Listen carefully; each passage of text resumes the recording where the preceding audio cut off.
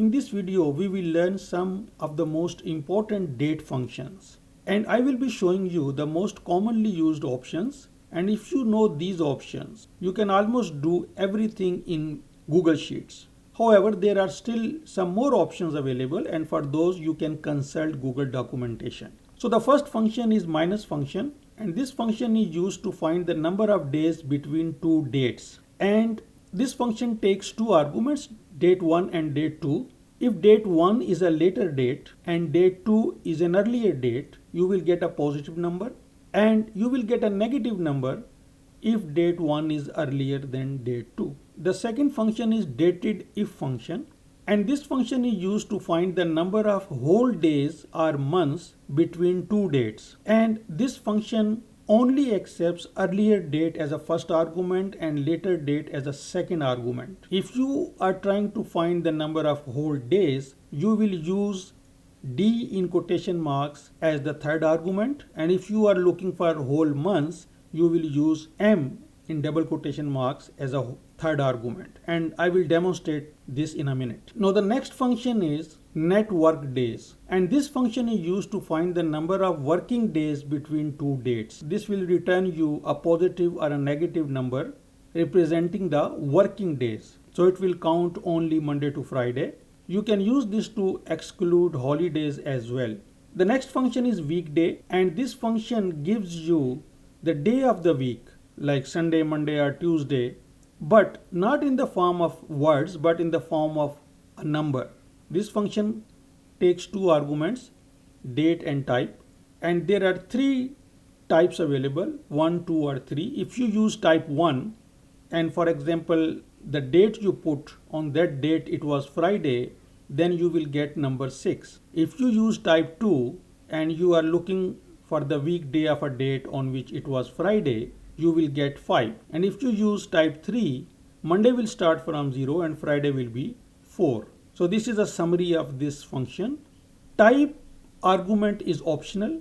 If you only put date, then type 1 will be default. Now if you want to know the weekday in the form of 3-letter word like WED for Wednesday or FRI for Friday, then you can use text function on top of weekday function. So you put weekday function as the first argument of text function, and the second argument of the text function you have to put 3 D's in double quotation marks, and we will practice this in a moment, and you will get the day of the week in the form of 3-letter word.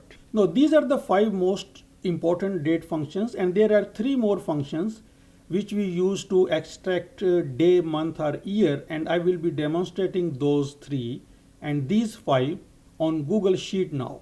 So this is a Google Sheet in which we have record of top 20 days when most students were absent in a class during an year. So these are some dates, and we will be using this data to perform some filtering operations in the next video. But in this video, I am showing you 8 important date functions. So the first function is if you want to extract a month from a date. So then you simply type is equal to month, and then you give the reference of a cell containing the date, and this will extract the month from this date. Similarly, you have the functions for year, and you also have a function for day, because sometimes it is important for us to extract these values, and you can then apply this to all of your dates if you want. Now let's practice the 5 functions which we have learned. So first we will be using the minus function, and is equal to minus, and then we have to give the later date if you want a positive number.